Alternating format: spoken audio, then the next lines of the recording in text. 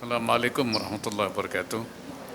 Saudara sekalian, hari ini kunjungan saya di Sumatera itu 3 provinsi, Bengkulu, kemudian kemarin di Jambi. Hari ini saya menghadiri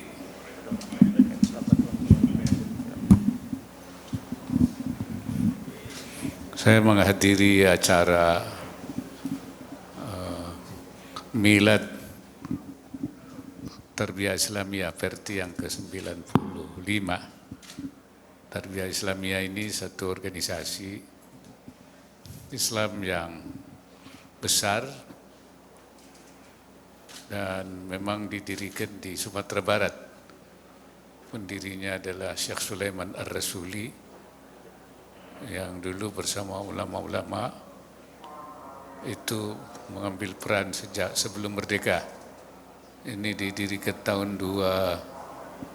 1928. Jadi termasuk sebelum merdeka, dan beliau bersama ulama ikut berjuang merebut kemerdekaan dan mengisi kemerdekaan. Bahkan pernah menjadi anggota konstituante dulu. Jadi memang pendirinya seorang yang ulama, tapi juga seorang yang pejuang kemerdekaan. Hanya memang tadi dan sudah beberapa kali tadi juga disampaikan ingin supaya pendirinya itu diangkat sebagai pahlawan nasional. Beliau memang bertiga, Hadratus Syekh Hasyim Asy'ari, pendiri Muhammadiyah Ki Ahmad Dahlan, dan beliau Syekh Sulaiman Ar-Rasuli. Yang dua ini sudah jadi pahlawan nasional, tapi beliau belum. Ya, kita akan coba perjuangkan supaya jadi pahlawan nasional dan berjasa. Dan banyak bergerak di bidang pendidikan, banyak sekolah-sekolah di bidang dakwah, dan itu saya kira barangkali itu yang saya sampaikan. Oke, silakan teman-teman. Barangkali ada yang mau ditanyakan, jelaskan identitasnya dari mana. Baik, Assalamualaikum warahmatullahi wabarakatuh. Singkat-singkat aja ya. Perkenalkan, saya Fauzi, wartawan Koran Haluan. Saya ingin bertanya kepada Abah Wapres. Yang pertama, dalam lawatan ke Sumbar pada hari ini, hal penting apa yang pembahasan bersama Gubernur? Yang kedua, bagaimana Bapak Wapres melihat perkembangan ekonomi syariah di Sumbar yang notabene merupakan salah satu daerah pelopor ekonomi syariah di Indonesia? Ya, saya lihat bahwa di Sumatera Barat memang sudah lebih dulu ya dibuat komite daerah ekonomi syariahnya, dan sudah ada khas ya dulu ya, ada pasar zona khas, yaitu kawasan halal, aman dan sehat. Jadi di situ ada tempat kuliner, di situ ada halal, aman dan sehat.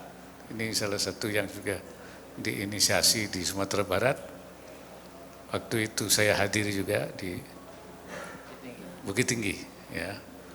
Kemudian saya kemarin juga di Bengkulu juga meresmikan komite daerah juga. Kemudian di Jambi, di Sumatera ini sudah hampir semua ya ada komite daerahnya. Riau, Sumatera Selatan, Sumatera Barat, Jambi, Bengkulu, Sumatera Utara, dan tentu Aceh. Mungkin yang belum sudah Lampung ya, barangkali Lampung saja. Jadi saya melihat di Sumatera, karena memang masyarakat di Sumatera Utara itu kan lebih Islami, apalagi di Sumatera Barat, adat bersendi syara bersendi kitabullah. Jadi memang ini kehidupan masyarakatnya sendiri memberikan semacam basis dukungan yang kuat. Jadi saya melihat seperti itu. Silakan yang lain. Pak, Assalamualaikum, saya Fauziah Pak dari Republika Pak. Pak ingin bertanya terkait basis suara umat Islam maupun ormas Islam di Pilpres ini Pak. Kan kita tahu saat ini sudah ada capres dan cawapres yang sudah ada 3 tokoh Pak, ada Pak Ganjar, Prabowo dan Pak Anies. Begitu Pak.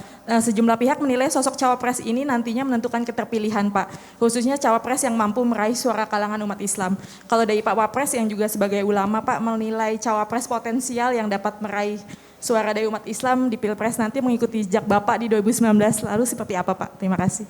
Wah, saya kalau soal cawapres itu kan yang milih itu kan partai-partai atau gabungan partai ya.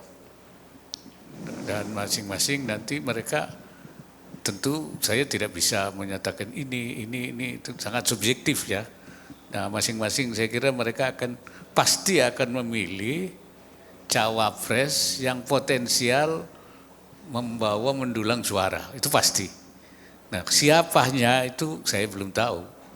Ya, untuk siapanya itu masing-masing lagi ngitung. Kalau ini nyumbang suara berapa, kalau si ini nyumbang suara berapa, kalau ini lagi dalam kalkulasi. Ya. Mungkin yang lebih tahu itu lembaga survei, ya lembaga survei. Kan saya kan tidak tahu itu. Lembaga survei itu yang tahu dari A, B, C, D. Ini kan ada calon-calonnya itu sering disebut si A, si B, potensial. Nah, mana yang paling potensial? Pasti itu paling diperbutkan kan di antara capres-capres ini. Barangkali itu aja dari saya. Oke. Pak Wapres, Emir Pak, Media Indonesia. Ya, silakan Emir. Assalamualaikum warahmatullahi wabarakatuh. Pertanyaan singkat aja dan mungkin lebih konkret. Tadi kan melanjutkan pertanyaan Zia soal tokoh Islam yang kemungkinan bakal jadi cawapres. Nah, saya meminta tanggapan Pak Kiai Ma'ruf Amin di sini kan baru masih incumbent nih sebagai wapres. Dan tadi dibilang juga potensialnya juga salah satunya kan kekuatan Islam, dan Pak Kiai Ma'ruf kan dari 2009 dipinang oleh Pak Jokowi karena berusaha mendulang suara Islam. Nah, untuk 2024 pertanyaannya untuk Pak Kiai, jika salah satu dari ketiga atau 2 calon yang maju di Pilpres 2024 meminang lagi Bapak, gimana sebagai cawapres? Kan saya sudah bilang, saya ini kan umur saya ini sudah 80 sekarang, besok 81. Saya kira sudah terlalu tua ya untuk masih. Ya, oleh karena itu saya pikir sebaiknya yang muda-muda saja. Lebih muda, segar. Ya, bagi saya seperti itu ya. Supaya cari yang muda-muda, yang memang masih banyak yang siap untuk jadi wapres. Kan saya sudah 5 tahun, sudah umurnya sudah tua. Bagaimanapun umur itu kan harus dihitung, ya, dihitung. Ya. Kecuali tua-tua keladi ya. Ya, lain itu kalau tuanya itu sudah masih. Untuk saya pikir cukup sudah 5 tahun saya mengabdi bagi negara, tapi tidak berarti saya berhenti, saya masih terus berkiprah, cuman bukan sebagai pejabat negara mungkin atau sebagai wakil presiden lagi, tapi kan pengabdian itu nggak pernah berhenti sampai habis. Berhenti itu kalau kita sudah dipanggil, gitu. Jadi tidak berarti saya berhenti mengabdi. Mengabdi itu without end, tanpa berhenti. Ya, dan terus sampai akhir hayat.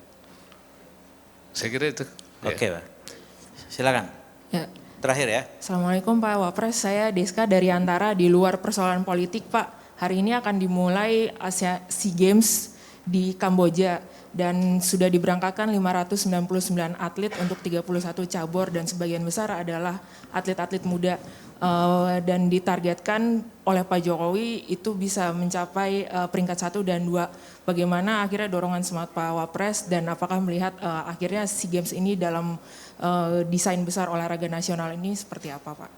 Ya, saya kira memang desain besar olahraga nasional kita itu sudah membuat target-target keinginan ya yang kita siapkan, dan memang SEA Games itu tradisional kita itu kan kalau tidak juara satu, juara umum, paling tidak runner up. Karena itu memang tidak boleh kurang. Kalau itu turun berarti prestasi kita turun. Ya, atau mungkin orang sudah lebih maju daripada kita. Nah ini karena itu ini nanti ukurannya SEA Games Kamboja ini. Kita berharap justru kita tidak turun, bahkan kita bisa menjadi juara umum minimal pada posisi yang nomor 2 atau runner up. Itu kalau turun daripada itu berarti ada sesuatu yang harus diperbaiki. Ya, itu sebagai satu nanti sebagai satu momen untuk kita melakukan penilaian langkah kita dalam mendesain olahraga nasional kita itu, desain besarnya apa ada kemajuan apa tidak. Saya kira itu. Oke, saya kira terima kasih semuanya teman-teman. Assalamualaikum warahmatullahi wabarakatuh.